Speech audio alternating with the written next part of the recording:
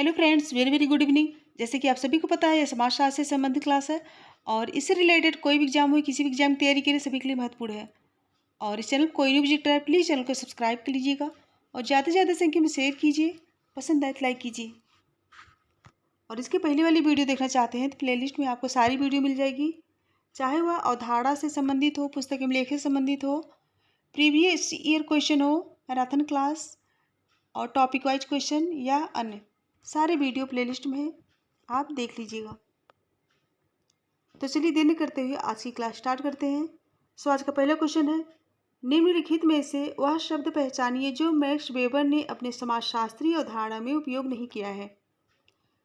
Option है मानव संबद्धता, मूल्य योग, मूल्य तटस्थता, मूल्य दिशा। इसमें राइट आंसर क्या होगा? अच्छे से पढ़ के आंसर बताइए।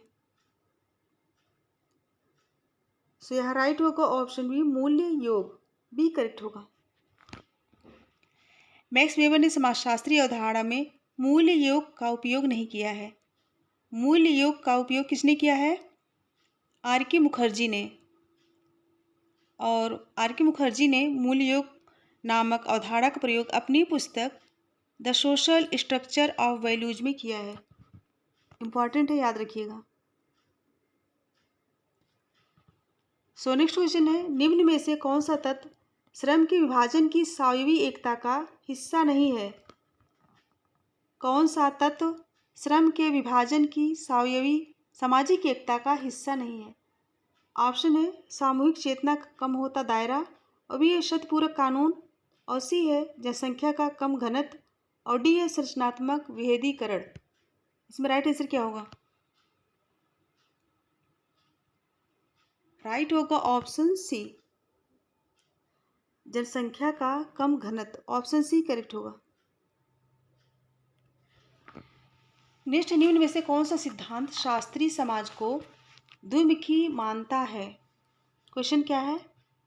कौन सा सिद्धांत शास्त्रीय समाज को द्विमुखी मानता है जिसमें संघर्ष और सहमति दोनों परिलक्षित होते हैं? ऑप्शन है मेनलोस्की, लेवी स्ट्रॉस, मर्टन या फिर डेहरेनडॉर्फ। से आंसर बताइए।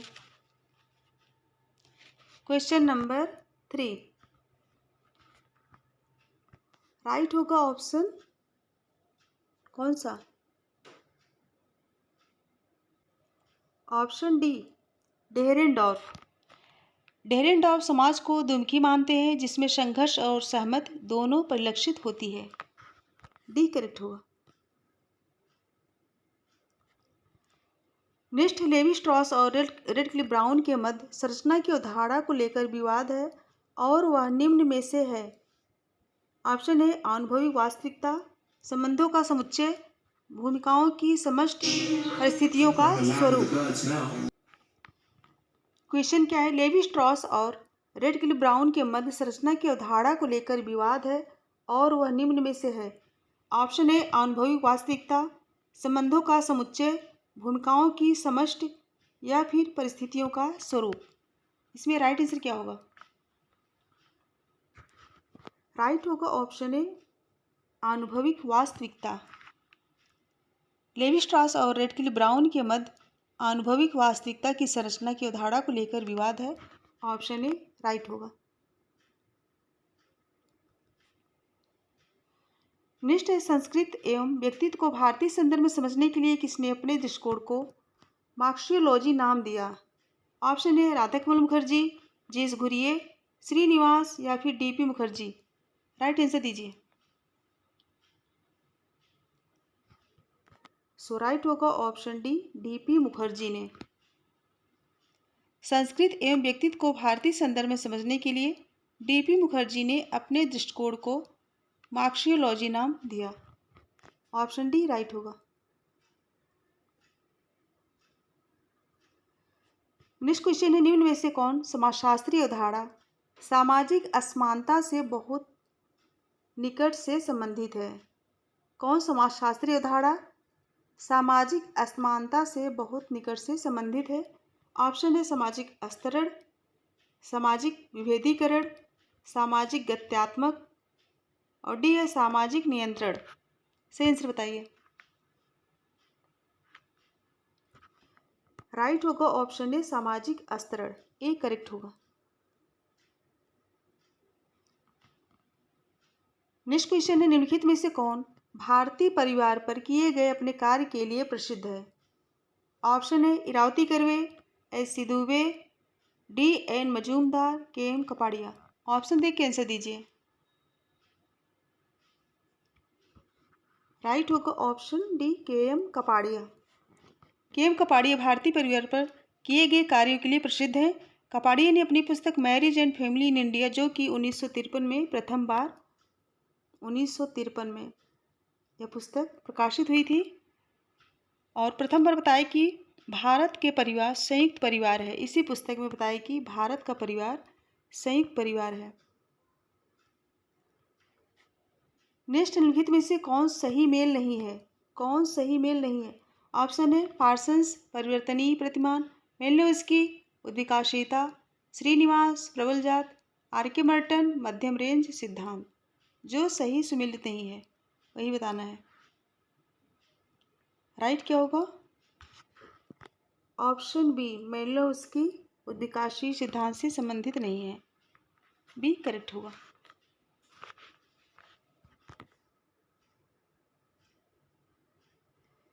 नेक्स्ट, निम्न में से किसने लघु तथा महाप्रथा की अवधारणा को दिया? क्वेश्चन क्या है? क्वेश्चन है, निम्न में से किसने लघु प्रथा तथा महाप्रथा की अवधारणा को प्रतिपादित किया? ऑप्शन है McKim Marriott, Milton Singer, Robert Redfield, Louis Dumont. सही आंसर बताइए। राइट होगा option C Robert Redfield. Next, निम्नलिखित विचारों को पढ़ते हुए यह स्पष्ट कीजिए कि कौन सा विचार संस्कृतिकरण को संकेत करता है। कौन सा विचार संस्कृतिकरण को संकेत करता है? ऑप्शन है ऊंची परिस्थिति बनाने का दावा करना, और बी है ऊंची जातियों की जीवन शैली का अनुकरण करना, और सी है नए कर्मकांड एवं प्रथाओं को अनुकूल करना, और डी है समस्तरी सामाजिक गतिशीलता का होना। इसमें सही आंसर क्या होगा? इसमें सही आंसर क्या होगा? ऑप्शन डी होगा, समस्तरीय सामाजिक गतिशीलता का होना। ऑप्शन डी राइट होगा। नेक्स्ट है, वेबर की वेस्टहेन विधि का क्या उद्देश्य है?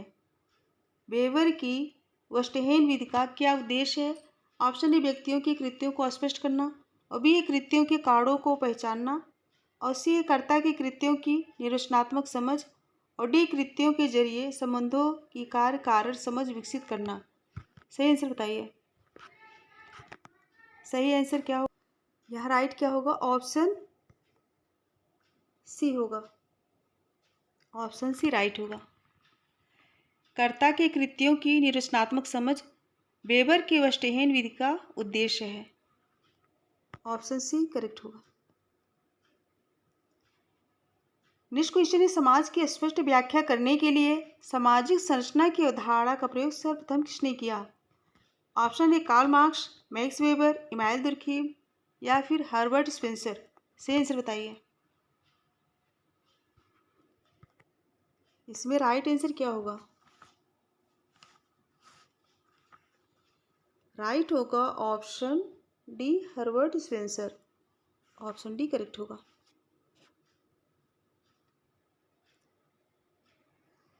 नेक्स्ट है, रेडक्लिफ ब्राउन यूफोरिया जैसे निर्मित शब्द को चित्रित कीजिए।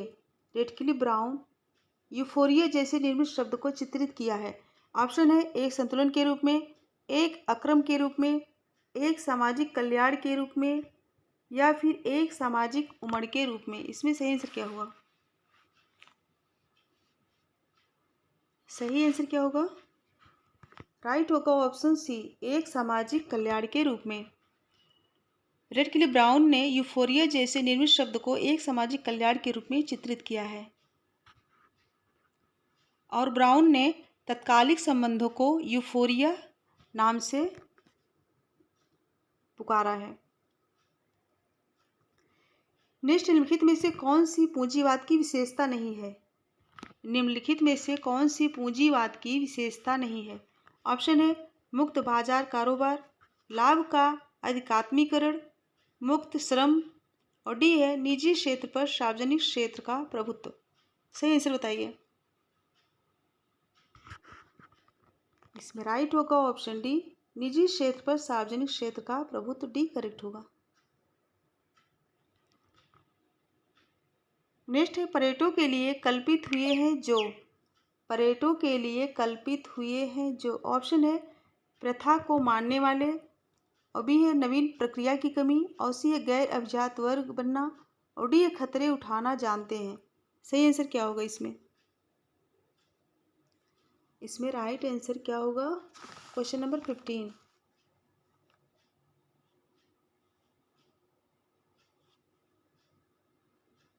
ऑप्शन डी खतरे उठाना जानते हैं। पर्यटकों के लिए कल्पित है वे जो खतरे उठाना जानते हैं। पर्यटक एक मौलिक विचारक थे। समाज का अध्ययन वैज्ञानिक पद्धति के आधार पर करने का प्रथम श्रेय किसे है? पर्यटक को प्राप्त है। प्रथम श्रेय पर्यटक को प्राप्त है। नेक्स्ट, निम्न में से मार्क्सवादी सिद्धांत को एक फील्ड दृश्य के रूप में समाज को अग्रणी बनाने वाले को पहचानिए। क्वेश्चन क्या है? निम्न में से मार्क्सवादी सिद्धांत को एक फील्ड दृश्य के रूप में समाज को अग्रणी बनाने वाले को पहचानिए। ऑप्शन है मेलिनोव्स्की, मर्टन, दुर्खीम, पार्सन्स। सही आंसर बताइए। इसमें राइट आंसर क्या होगा? Option D Parsons. पार्सन्स प्रकारवादी सिद्धांतों को एक फील्ड दृष्टि के रूप में समाज को अग्रणी बनाने वाले थे। ऑप्शन डी राइट होगा। फील्ड दृष्टि है। नेक्स्ट, निम्नलिखित में से कौन सा भूमिका संघर्ष का उदाहरण है? ऑप्शन है कार्यरत माँ, कार्यरत पिता, पुजारी जो साम्यवादी नेता है, पति जो बदमाश है। इसमें सही आंसर क्या होगा? इसमें राइट होगा ऑप्शन ए कार्यरत माँ। कार्यरत माँ भूमिका संघर्ष का उदाहरण है। ऑप्शन ए राइट होगा। नेक्स्ट, निम्नलिखित में से कौन से मीड के विचार से स्व के हिस्से में है? निम्नलिखित में से कौन से मीड के विचार से स्व के हिस्से में है? ऑप्शन है हम और वह, मैं और वह, मैं और मुझे, मुझे और हम। इसमें सही आंसर क्या होगा? राइट होगा ऑप्शन सी मैं और मुझे। ऑप्शन सी राइट होगा। नेक्स्ट, कार्ल मार्क्स के विचार अनुसार पूंजीवाद में लाभ की दर कम होने की आशंका रहती है क्योंकि। क्वेश्चन क्या है? कार्ल मार्क्स के विचार अनुसार पूंजीवाद में लाभ की दर कम होने की आशंका रहती है क्योंकि। ऑप्शन है वस्तुओं की मांग में कमी आती है, और भी है वस्तुओं के उत्पादन में कमी आती है, और सी वस्तुओं के उत्पादन में वृद्धि होती है, और डी है पूंजीपति और कामगार के मध्य संघर्ष होता है। इसमें सही आंसर बताइए। सो राइट होगा ऑप्शन सी वस्तुओं के उत्पादन में वृद्धि होती है। सी करेक्ट होगा।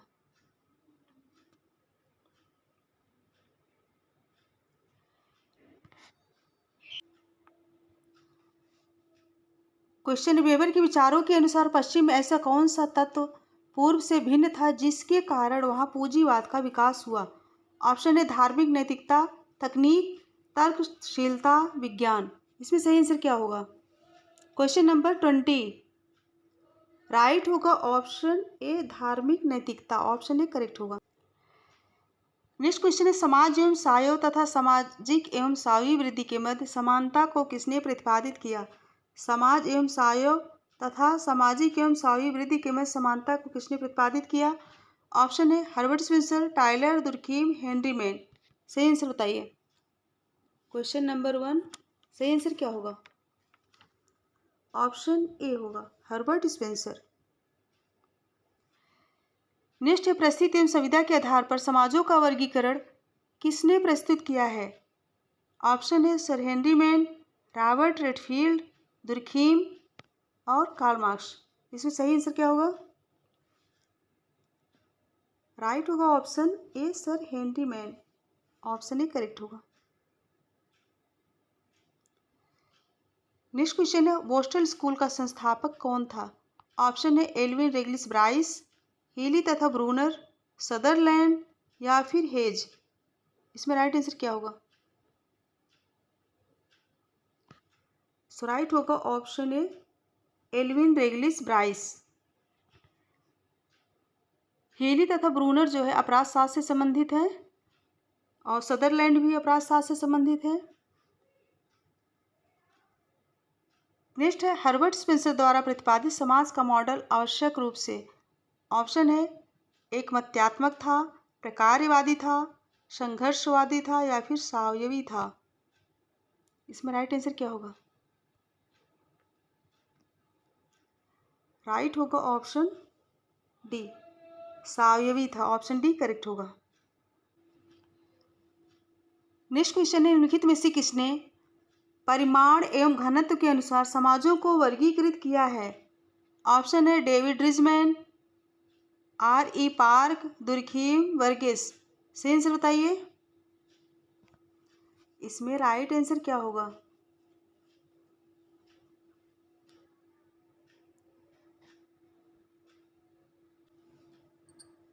राइट आंसर होगा option C, Durkheim.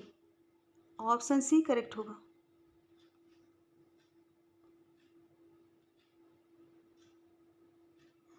Next question है, निम्नलिखित में से कौन एक जनजाति समाज से संबंधित नहीं है? ऑप्शन ए अंतर्विवाह, एकल सामाजिक श्रेणी, सामान्य भूभाग, संरक्षित असमानता। सही आंसर बताइए। राइट होगा ऑप्शन डी, संरचित असमानता। संरचित असमानता, ऑप्शन डी करेक्ट होगा। नेक्स्ट, भारत में जनजातियों के विकास के लिए सरकार को राष्ट्रीय उपवन का सुझाव किसने दिया है? ऑप्शन ए एन के बोस, बी एल्विन, एल के महापात्र और डी है डी एन मजूमदार। इसमें राइट आंसर बताइए। राइट होगा option B, Verrier Elwin.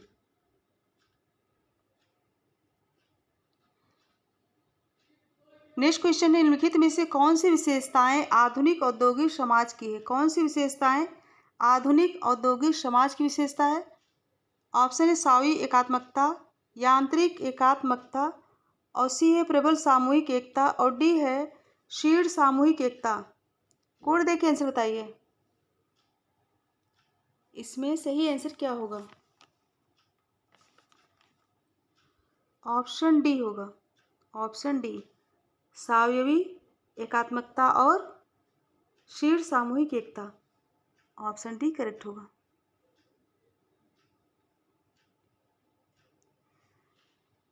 Next question है, 4 प्रकार की व्यवस्थाएं प्रस्तुत है, इनके उद्भव क्रम को पहचानिए जिसमें यह पाई जाती है। ऑप्शन ए पूंजीवादी, दासता, सामंतवाद, आदिम साम्यवाद। इसमें राइट आंसर क्या होगा? सही आंसर होगा ऑप्शन बी, आदिम साम्यवाद, दासता, उसके बाद सामंतवाद, फिर पूंजीवाद। बी करेक्ट होगा। नेक्स्ट क्वेश्चन है, निम्नलिखित में से कौन सा क्रम संस्था के विकास को सर्वोत्तम रूप से निरूपित करता है? संस्था के विकास को सर्वोत्तम रूप से निरूपित करता है। ऑप्शन ए प्रथा, लोकाचार, जनरीत एवं संस्था और बी है जनरीत, लोकाचार, प्रथा तथा संस्था और सी है जनरीत, प्रथा, लोकाचार एवं संस्था और डी लोकाचार, जनरीत, प्रथा एवं संस्था। ऑप्शन देख के आंसर बताइए। सही आंसर क्या होगा?